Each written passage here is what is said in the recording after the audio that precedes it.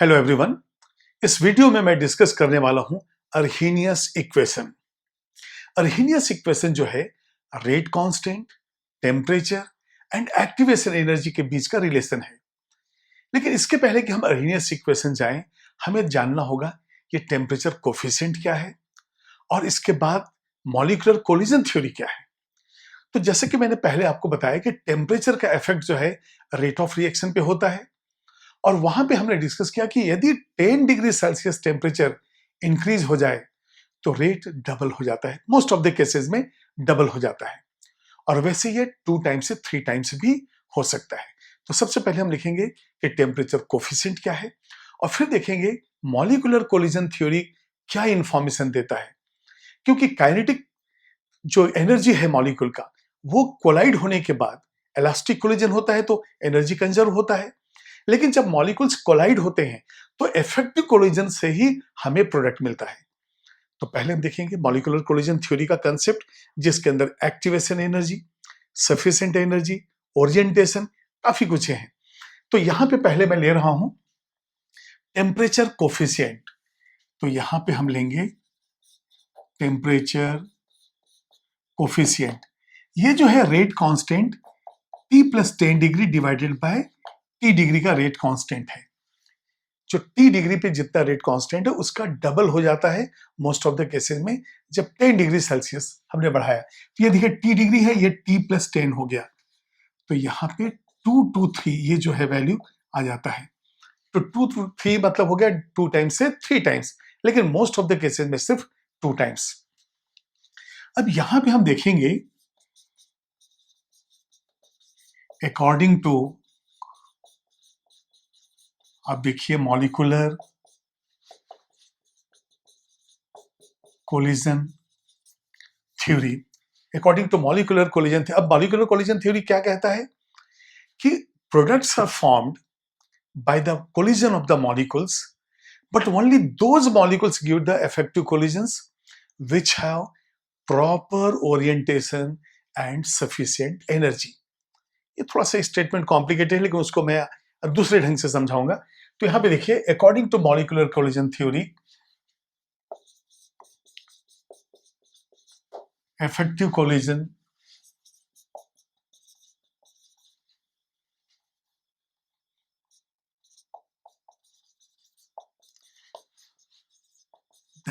effective collision is that collision in which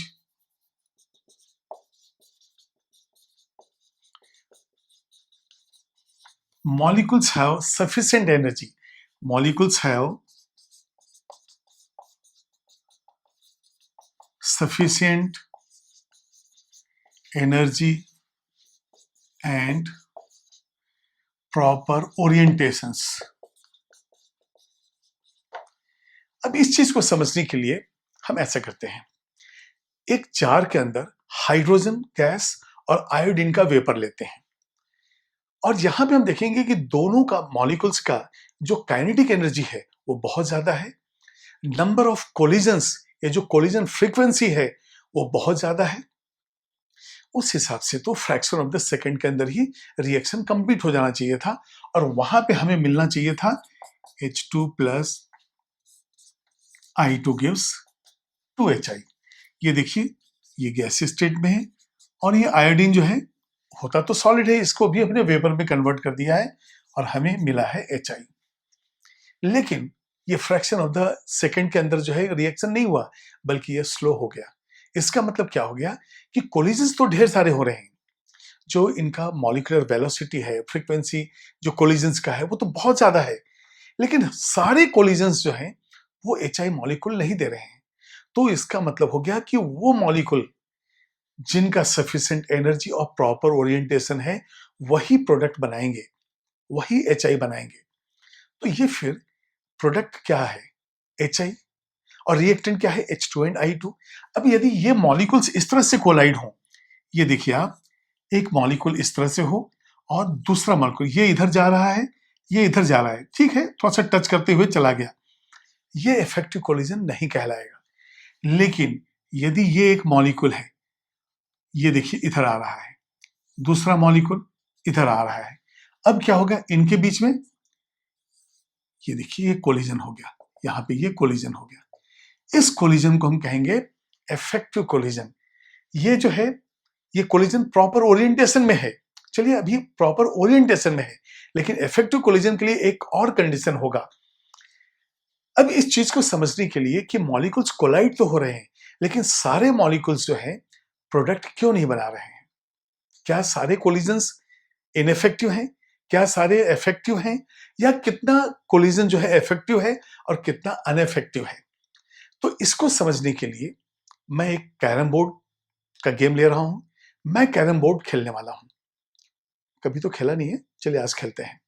तो carrom board में मुझे कहा गया, भाई कभी नहीं खेला गया, तो मुझे लोग बता रहे हैं, लोगों ने बताया देखिए आपके हाथ में एक स्ट्राइकर है। देखिए इस एग्जाम्पल को बहुत ध्यान से सुनिए, क्योंकि इसके अंदर ही effective collision, proper orientation, sufficient energy, सारे टर्म्स का जो है एक्सप्लेनेशन मिल जाएगा। तो लोगों ने कहा कि देखिए ये आपके पास स्ट्राइकर है, और इस स्ट्राइकर से ये जो जो भी कॉइन्स बीच में रखे हुए हैं, आप इसको हिट करेंगे। जब हिट करेंगे और यदि कोई कॉइन 1, 2, 3, 4, ये जो 4 होल हैं, यदि इसमें चला जाता है तो आपको पॉइंट जो है मिलेंगे, और उसी हिसाब से हम मैच को डिसाइड करेंगे। मैंने कहा चलो ठीक है, मैं देखा तो था, कई बार टीवी में भी देखा था कि हाँ लोग किस तरह से कैरम खेलते हैं। तो मैंने सोचा चलो कौन सी बड़ी बात है, ये एक स्ट्राइकर और इतने ढेर सारे कॉइन, कोई ना कोई तो जाएगा ही। अब देखिए मैं कॉइन को अब हिट करने वाला हूं। मेरी कंडीशन देखिए,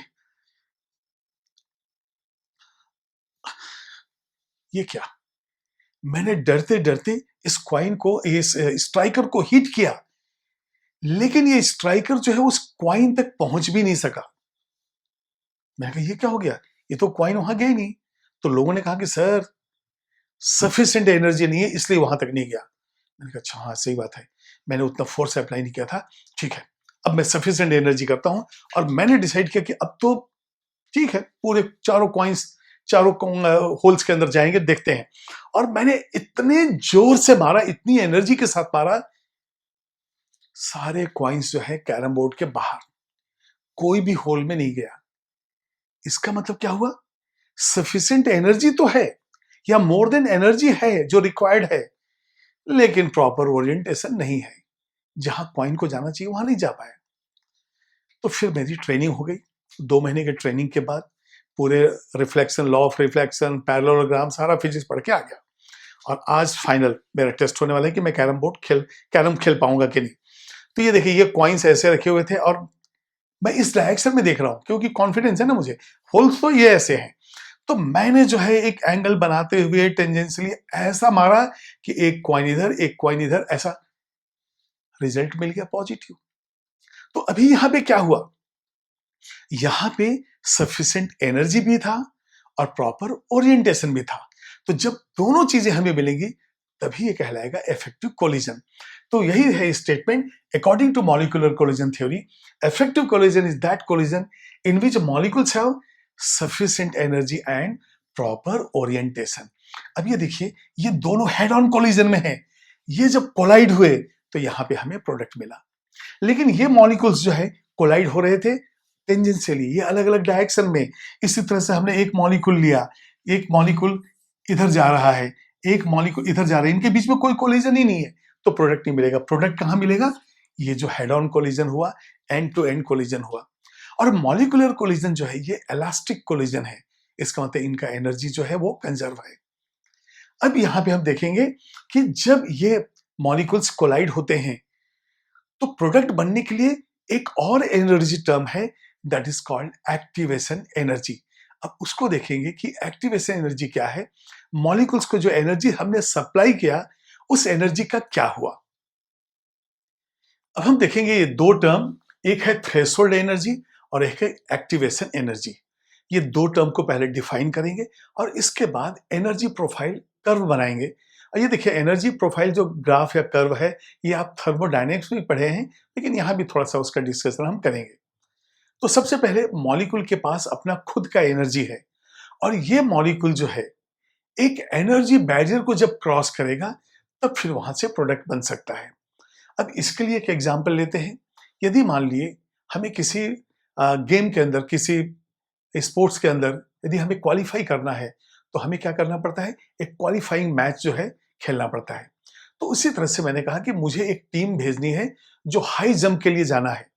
तो मैंने एक जो है बना दिया कि ठीक है भाई, अब जो भी इस लेवल को क्रॉस करेगा, इस लेवल के ऊपर से जंप करेगा, वो मैच में जाने के लिए क्वालिफाई हो गया। इसका मतलब ये लिमिट हमने डाल दिया। यही है थ्रेशोल्ड एनर्जी, कि मिनिमम इतना एनर्जी एक मॉलिक्यूल के पास होना चाहिए, तभी वो पार्टिसिपेट करता है प्रोडक्ट्स बनाने के लिए। अब ये बताइए, मैंने दो पर्सन्स को लिया, दो लोग जो हैं इसको जंप करने वाले हैं। एक जो रेगुलर प्रैक्टिस पे है, तो बोले बस इतना सा है, ठीक है, आया और जंप कर लिया। उसका एफर्ट कम पड़ा, क्यों? कि उसका खुद का एनर्जी बहुत ज्यादा है। और एक जो पार्टिसिपेंट है, जो कि काफी दिनों से प्रैक्टिस में नहीं है, वो जब देखेगा इसको बोलेगा पता नहीं मैं जंप कर पाऊंगा कि नहीं, ठीक है ट्राई तो करता हूं। और वहां पे जो है वो ज्यादा से ज्यादा एफर्ट लगाएगा, तब जाके ये क्रॉस हो पाएगा। इसका मतलब जिसके पास एनर्जी ज्यादा है, उसका रिक्वायरमेंट इस थ्रेशोल्ड को, इस बैरियर को क्रॉस करने के लिए कम जरूरत है, और जिसकी एनर्जी कम है उसका रिक्वायरमेंट ज्यादा है। अब ये थ्रेशोल्ड, रिक्वायरमेंट, इस चीज को समझने के लिए आप ऐसा लीजिए एग्जाम्पल, एक आइसक्रीम 50 रुपीज का है, आइसक्रीम का कॉस्ट है 50 रुपीज। वो हो गया हमारा थ्रेशोल्ड एनर्जी, कि जब तक 50 रुपए नहीं होगा हम आइसक्रीम खरीद नहीं पाएंगे। आपके पास है 40 रुपीज और मेरे पास है 5 रुपीज। अब 40 रुपीज आपके पास है, तो आपका रिक्वायरमेंट कितना है? 10 रुपीज। वो जो 10 रुपीज रिक्वायरमेंट है, that is the activation energy. Threshold energy कौन सा हो गया? जो 50 रुपीज है कॉस्ट, 10 रुपीज जो आपका रिक्वायरमेंट है। लेकिन मेरे केस में क्या होगा, मेरे पास तो सिर्फ 5 रुपीज है, मुझे उस आइसक्रीम को परचेज करने के लिए चाहिए 45 रुपीज। तो ये जो 45 रुपीज है, that is my activation energy. लेकिन आइसक्रीम का कॉस्ट 50 ही है, मेरे लिए भी है, आपके लिए भी। लेकिन आपके पास एनर्जी ज्यादा, रिक्वायरमेंट कम। मेरे पास एनर्जी कम, रिक्वायरमेंट ज्यादा। तो 5 रुपए जब मेरे पास है, तो मुझे 45 रुपए चाहिए। तो इस तरह से जो है दोनों टर्म को हम डिफाइन करेंगे। तो पहले लीजिए, threshold energy is the barrier which should be crossed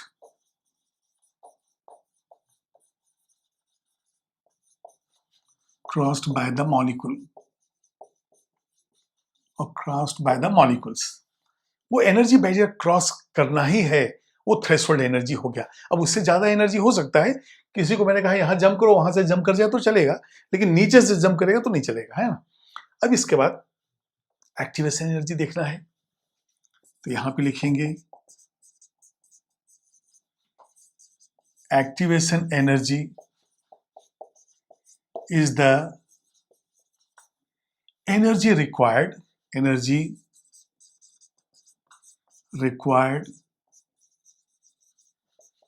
to cross the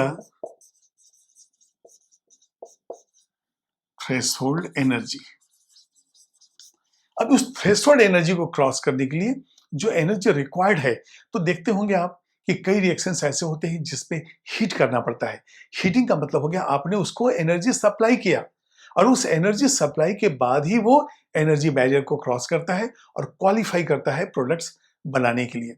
तो अब हम एनर्जी प्रोफाइल कर्व देखेंगे, एक एक्सोथर्मिक के लिए, एंडोथर्मिक के लिए, और वहां पे रिप्रेजेंट करेंगे थ्रेशोल्ड एनर्जी क्या है, एक्टिवेशन एनर्जी क्या है, और वहां पे एनर्जी चेंज क्या है।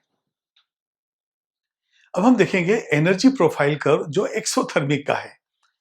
एक्सोथर्मिक रिएक्शंस में एनर्जी जो है वो रिलीज होता है, और एंडोथर्मिक में एनर्जी एब्जॉर्ब होता है। लेकिन रिएक्टेंट को पहले क्रॉस करना है एनर्जी बैरियर। तो यहां पे हम देखेंगे, ये देखिए, ये है एनर्जी बैरियर। एनर्जी बैरियर जिसके हम कहेंगे थ्रेशोल्ड एनर्जी। तो ये है थ्रेशोल्ड एनर्जी। इतना एनर्जी चाहिए ही क्वालिफाई करने के लिए, मतलब हमारे आइसक्रीम का 50 रुपए। इसके बाद यहां से आप देखेंगे ये है एनर्जी ऑफ रिएक्टेंट, और ये जो है इस तरह से एनर्जी बढ़ते जाएगा। और यहां पे देखिए मैंने एक्सोथर्मिक लिखा है, और जब एक्सोथर्मिक होगा तो जो प्रोडक्ट बनेगा उसका एनर्जी जो है पहले से काफी कम हो जाएगा। जब एनर्जी कम हो गया तो हम कहेंगे कि ये है एनर्जी ऑफ रिएक्टेंट, ये है एनर्जी ऑफ प्रोडक्ट। तो थ्रेशोल्ड एनर्जी आपको नजर आ रहा है, और ये एनर्जी ऑफ रिएक्टेंट है। अब हम देखेंगे इस रिएक्टेंट को एनर्जी बैरियर को क्रॉस करने के लिए कितनी एनर्जी की जरूरत है। तो यहां से देखिए ये जो एनर्जी रिक्वायर्ड है इसका नाम हमने दिया EA। तो यहां पे सबसे पहले हम लिखेंगे ER है एनर्जी ऑफ रिएक्टेंट। अच्छा, यहां पे देखिए हम ग्राफ पे ले रहे हैं, एनर्जी ले रहे हैं, और यहां पे है टाइम कोऑर्डिनेट। ठीक है, तो energy of R for reactant, तो EP क्या हो जाएगा, ये हो जाएगा एनर्जी ऑफ प्रोडक्ट। अब यदि मान ली कोई रिएक्शन जो है A गिव्स B, ये एक रिएक्शन है, तो सबसे पहले जो रिएक्टेंट A है इसको क्रॉस करना होगा एनर्जी बैरियर को। इसके लिए हमने इतना सप्लाई एनर्जी किया, जो मिनिमम एनर्जी जो रिक्वायर्ड है to cross the energy barrier, that is the activation energy. तो यहां पे ER और EP का रिलेशन क्या होगा। अब आप देखेंगे कि ER वैल्यू ज्यादा है, EP वैल्यू कम है, मतलब ये ऐसा वैल्यू आ गया। तो ये जो डिफरेंस होता है ये कहलाता है डेल्टा E, और हमेशा होगा प्रोडक्ट माइनस रिएक्टेंट। तो ये हो जाएगा EP minus ER, EP minus ER, और ये कैसा हो जाएगा, निगेटिव। तो यहां पे एक चीज आ जाएगा कि ER एनर्जी ऑफ, ये रिएक्टेंट तो है ही, तो इसको रिलेशन हम दे देते हैं यहाँ पे। ER जो है, ER का वैल्यू कितना है यहाँ पे देखिए आप, ER EP में ER is greater then EP, इस तरह से हम लिख देंगे हम। अब यहां पे एक चीज है कि ये वैल्यू जो है निगेटिव क्यों हो गया, एक्सोथर्मिक है ना, तो यहां पे हम लिखेंगे delta E EP minus ER। अब देखिए ER तो ज्यादा है इसलिए हो जाएगा निगेटिव। अब ये बताइए फॉरवर्ड रिएक्शन के लिए EA क्या है, एक्टिवेशन एनर्जी। और यदि मान लिया रिएक्शन रिवर्सिबल होता, यदि मान लिया यहां पे हम इसको रिवर्सिबल कर देते, तो देखिए आप ये बैकवर्ड रिएक्शन मतलब B से A बन गया, तो यहां पे हम E' A ले लेंगे। ठीक है, ये देखिए E' A, तो ये तो ऑलरेडी ER जो है ये ऑलरेडी निगेटिव है, तो यहां पे हम लिखेंगे EA activation energy of reactant.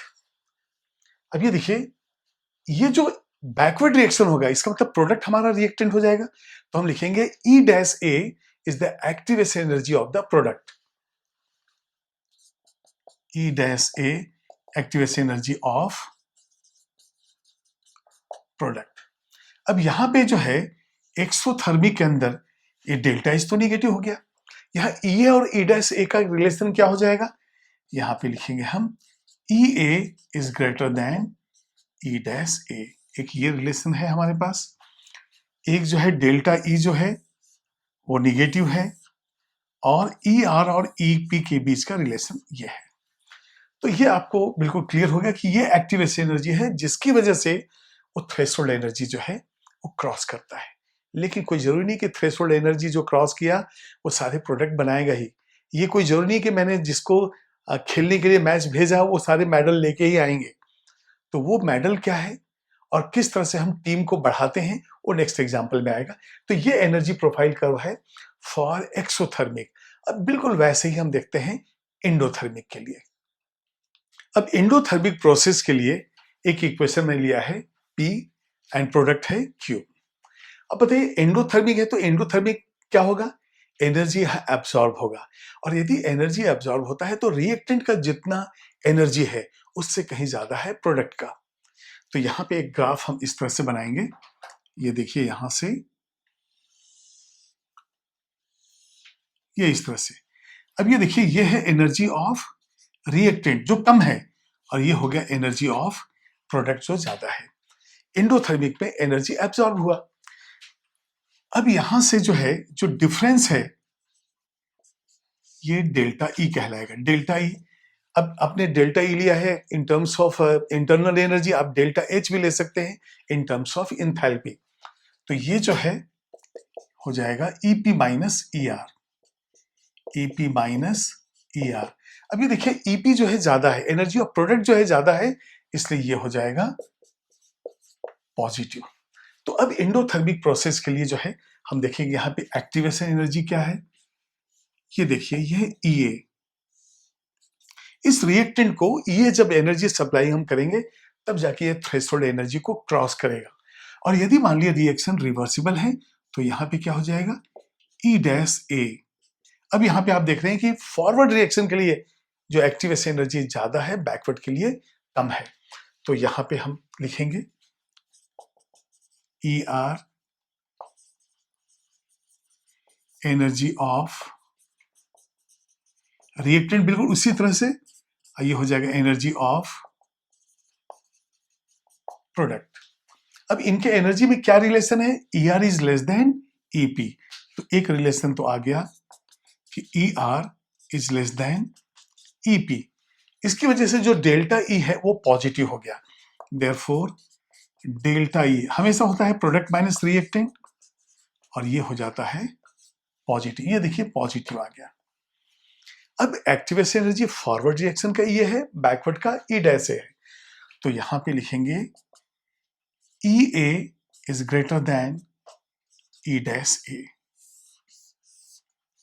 ये देखिए आप, जो फॉरवर्ड रिएक्शन का जो वैल्यू है वो ज्यादा है और बैकवर्ड रिएक्शन का जो है कम है।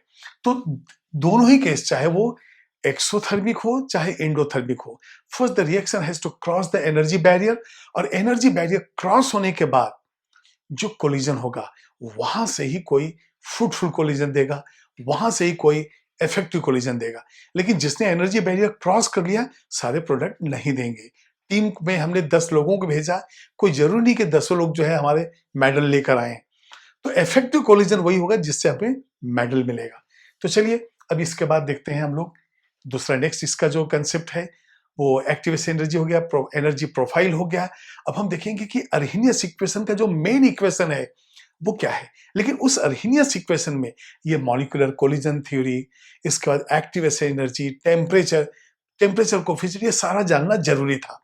अब हम लेते हैं अर्हेनियस इक्वेशन कौन सा है और इसके अंदर कौन कौन से टर्म्स जो पूछे जाते हैं एग्जाम के अंदर। अर्हेनियस इक्वेशन में मोल फ्रैक्शन भी आएगा, एक्टिवेशन एनर्जी भी आएगा, टेम्परेचर भी आएगा। तो यहां पे हम देखते हैं कि जो इफेक्टिव कोलिजन जो मैंने आपको बताया कि 10 डिग्री सेल्सियस यदि हम इंक्रीज करते हैं तो जस्ट डबल हो जाता है, रेट जो है डबल हो जाता है। तो वहां पे कितने मॉलिक्यूल्स इंक्रीज हुए उसको हम लोग देखते हैं। तो यदि मैं यहां पे लेता हूं x मोल फ्रैक्शन, तो मैंने यहां पे ले लिया x मोल फ्रैक्शन, और यहां पे मैं ले रहा हूं काइनेटिक एनर्जी E के। तो यहां पे हो जाएगा E के काइनेटिक एनर्जी। अब देखिए जो मॉलिक्यूल्स जो है अलग अलग वेलोसिटी से घूम रहे हैं। आपको मालूम है कि मैक्सवेल जो डिस्ट्रीब्यूशन कर्व था गैसीय स्टेट के अंदर, हमने देखा था डिफरेंट मोल फ्रैक्शंस के डिफरेंट वेलोसिटीज हैं, जहां पे average velocity, most probable velocity, RMS velocity लिया था। उसी तरह से ये मिलता जुलता ग्राफ यहाँ पे देखिए, यहाँ पे हम वेलोसिटी की जगह हम काइनेटिक एनर्जी ले रहे हैं।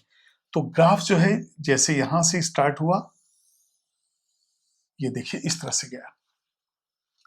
तो सबसे पहले देख रहे हैं मोल फ्रैक्शन धीरे धीरे बढ़ रहा है, काइनेटिक एनर्जी मैक्सिमम हो गया। उसके बाद फिर काइनेटिक एनर्जी कम हो रहा है, काइनेटिक एनर्जी बढ़ रहा है लेकिन मोल फ्रैक्शन तो कम हो रहा है। एक और जो है, तो इसको हम ले लेते हैं, ये T डिग्री सेल्सियस का ग्राफ है, T डिग्री सेल्सियस का। और अब हम यहाँ पे एक और ग्राफ लेंगे, ये हो जाएगा T प्लस 10 डिग्री का ग्राफ है ये बिल्कुल क्लियर है। तो इस तरह से हम देख रहे हैं कि दोनों ग्राफ हमारे पास है। जैसे ही हमने टेम्परेचर बढ़ाया, मोल फ्रैक्शन कम हो गया, ग्राफ जो है फ्लैट होने लगा। यदि हम और टेम्परेचर कम कर देंगे तो ग्राफ और नीचे से जाएगा। अब यहां पे हम देखते हैं कि एक पर्टिकुलर वैल्यू जो है एनर्जी का, इसको हम कहते हैं एक्टिवेशन एनर्जी। ये देखिए, ये जो वैल्यू है इसको हम कह देंगे एक्टिवेशन एनर्जी। ये जो वैल्यू है ये एक्टिवेशन एनर्जी। अब देखिए, दोनों ही ग्राफ में एक्टिवेशन एनर्जी जो है वो जो क्रॉस हो गया है, वो मॉलिक्यूल्स जो हैं वो रिएक्शन के लिए रेडी हैं। तो यहां पे यदि हम लेते हैं, ये देखिए, अब मैं यहां पे ये ऐसे शेड बना देता हूं, तो ये वो मॉलिक्यूल्स हैं जो T डिग्री सेल्सियस के ऊपर एनर्जी बैरियर को क्रॉस करके, एक्टिवेशन एनर्जी को क्रॉस करके रेडी है प्रोडक्ट बनाने के लिए। तो यहां पे मोल्स या मोल फ्रैक्शन या मोल्स टोटल, अब तो ये शेडेड एरिया हमने लिया एट T डिग्री सेल्सियस। कौन से मोल? जो एनर्जी बैरियर, ये थ्रेशोल्ड एनर्जी को क्रॉस करके, एनर्जी बैरियर को क्रॉस करके ये एक्टिवेशन एनर्जी इनकी ज्यादा है, उनका नंबर हमने लिया। तो यहाँ पे देखिए, ये जो ब्लू कलर का जो शेडेड एरिया है, ये जो है ये T प्लस 10 डिग्री सेल्सियस के ऊपर मोल्स है, मोल्स एट ऐसा। तो आपने देखा है कि जब हमने 10 डिग्री सेल्सियस टेम्परेचर को बढ़ा दिया है, तो इतने मोल्स जो हैं एक्स्ट्रा हो गए जो एक्टिवेशन एनर्जी को क्रॉस कर चुके हैं, उस वैल्यू को क्रॉस कर चुके हैं। इसलिए हमें जो है रेट ऑफ रिएक्शन जो है इंक्रीज्ड मिलता है। तो ये जो मोल आपको जो बढ़े, वो कितने मोल से बढ़े? मोल फ्रैक्शन जो है 2% से बढ़ता है। जो मोल है वो 2% बढ़ता है, लेकिन इफेक्टिव कोलिजन 100%। इसका मतलब हमारी टीम में 10 लोग हैं, एक मेडल लेके आया, और हमने यदि 2% और बढ़ा दिया, या मान लीजिए 100 लोगों का टीम है और उसमें से 2 मेडल आया, हमने 2% और बढ़ा दिया टीम का स्ट्रेंथ और 102 हो गया, तो अब हमारे पास जो है मेडल्स डबल आए। तो यहां पे लिखेंगे with rise in temperature by 10 degree Celsius, mole fraction, अब यहां पे पहला पॉइंट होगा, mole fraction increases by 2%। 2% mole fraction बढ़ा, यहां पे लिखेंगे but effective collisions increases by 100 to 200%। 100% का मतलब हो गया रेट डबल हो गया, 200% मतलब 3 टाइम्स हो गया। तो जैसा मैंने आपको पहले ही बताया कि मैक्सिमम जो है 2 to 3%, most of the cases में 2 टाइम्स होता है। तो इस तरह से ये जो है, ये ग्राफ बताता है कि जब आप टेम्परेचर को बढ़ाएंगे तो mole fraction, corresponding mole fraction reduce होता है, और एक्स्ट्रा मोल फ्रैक्शंस आ जाते हैं जो कि एक्टिवेशन एनर्जी को क्रॉस किए हैं, और रेट ऑफ रिएक्शन जो है 2 से 3 टाइम्स। तो यहां पे लिखेंगे therefore rate increases by 2 to 3 times, और यही तो टेम्परेचर कोफिशिएंट है, 2 to 3 टाइम्स जो है टेम्परेचर कोफिशिएंट। अब हम देखते हैं अर्हेनियस इक्वेशन, जिसके लिए इतनी तैयारी की हम लोग। K is equal to A into e raise to power minus E A by R T. ये जो है अर्हेनियस इक्वेशन है, जिसके अंदर K जो है ये होता है रेट कांस्टेंट। अब रेट कांस्टेंट डबल होगा तो रेट भी डबल हो जाएगा। इसके बाद A जो है ये कहलाता है फ्रीक्वेंसी फैक्टर, या फिर इसको हम कहते हैं अर्हेनियस फैक्टर। अब ये एक्सपोनेंशियल ये चेंज हो रहा है, तो ये क्या है हमारे पास, activation energy. R molar gas constant, R हो गया मोलर गैस कांस्टेंट, और टी क्या है? Absolute temperature. T temperature in kelvin. अब देखिए आप यहां पे जो है, जो e raise to power minus EA by RT है, ये कहलाता है बोल्ट्जमैन फैक्टर। ये जो है फ्रैक्शन ऑफ द मॉलिक्यूल्स है। तो यहां पे हम लेंगे e raise to power minus EA by RT, इसको हम कहते हैं बोल्ट्जमैन फैक्टर, और ये जो है फ्रैक्शन ऑफ द मॉलिक्यूल्स देता है। यहां पे हम लिख सकते हैं gives fraction of the molecules. आपने देखा ना एनर्जी बैरियर, वो एक्टिवेशन एनर्जी के बाद जो है डॉटेड जो एरिया था वो फ्रैक्शन ऑफ द मॉलिक्यूल है T डिग्री पे, और दूसरा जो था ब्लू कलर में वो था फ्रैक्शन ऑफ द मॉलिक्यूल्स, जो कि T+10 डिग्री सेल्सियस करने से हो गया। तो जैसे आपने टेम्परेचर बढ़ाया मोल फ्रैक्शन भी उनका बढ़ जाता है। अब यदि मान लिए ये जो इक्वेशन है इसका हम लॉग ले लें, तो देखते हैं अभी क्या होगा equation.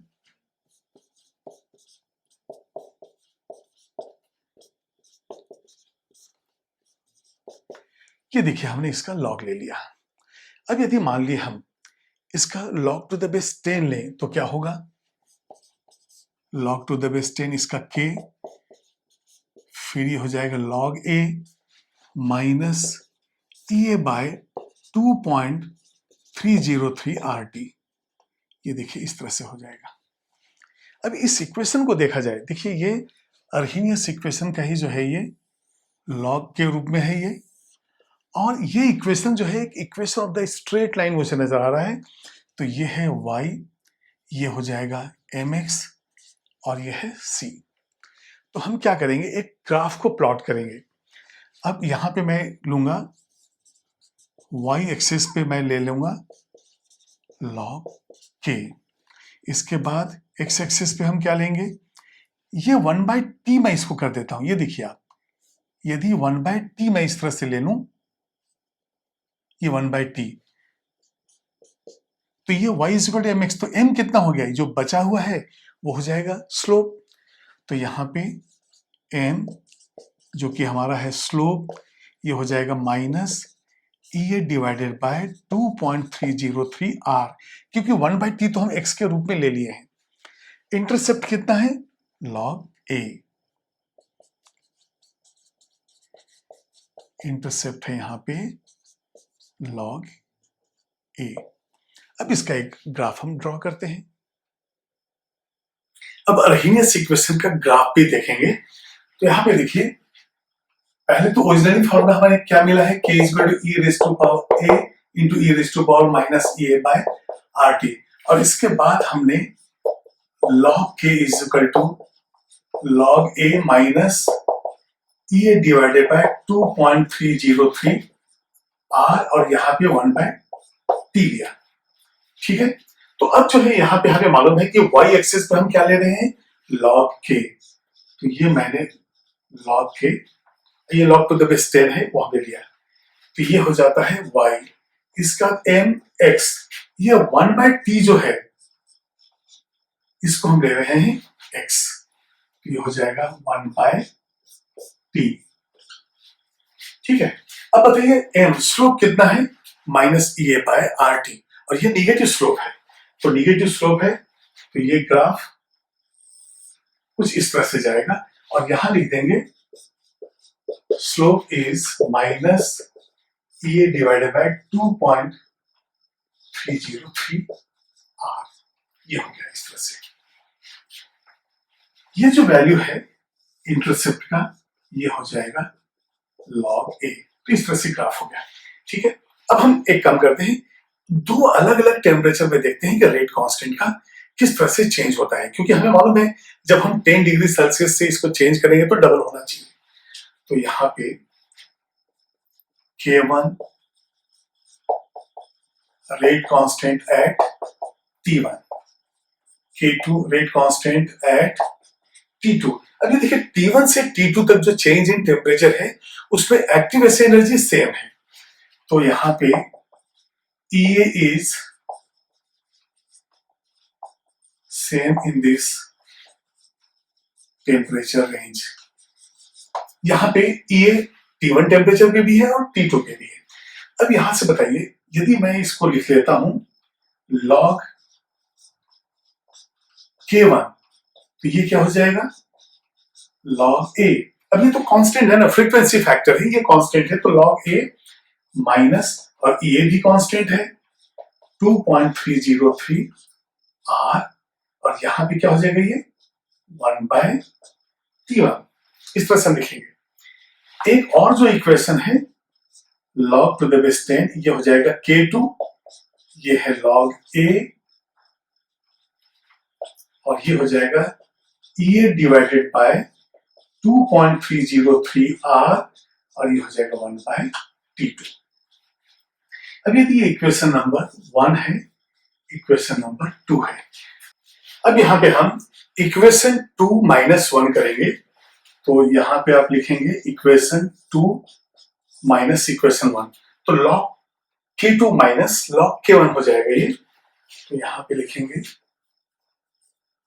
log K2 minus log K1। अब सेकेंड इक्वेशन माइनस 1, अब ये देखिए ये तो कैंसिल हो जाएगा, तो बचेगा क्या, ये minus EA divided by 2.303 R, और ये है T2, K2 इसलिए T2 माइनस, अब K1 जो है ऑलरेडी वो निगेटिव है, तो minus EA divided by 2.303 R, ये हो जाएगा 1/T1, क्योंकि ये K1 था, तो यहां से क्या होगा, ये हो जाएगा minus EA divided by 2.303 R, और यहां से ब्रैकेट आ गया 1/T2। अभी देखिए ये माइनस माइनस प्लस है, लेकिन इसकी वजह से अब माइनस हो जाएगा T1, और ये कहलाएगा log K2/K1। ठीक है, तो इस तरह से जो है एक फॉर्मूला ये आ जाएगा हमारे पास, या तो फिर हम इसको चेंज करेंगे log K2/K1।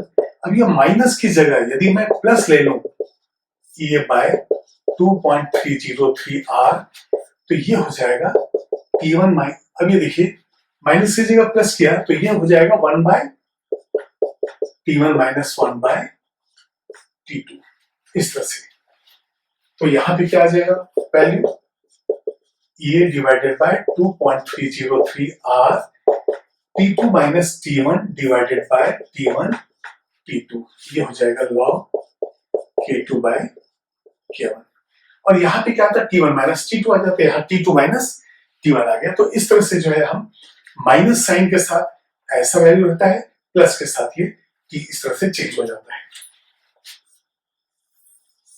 ये देखिए, तो हमारे पास ये दो तरह के जो है फॉर्मूले आ गए, इसको आप नोट कीजिए।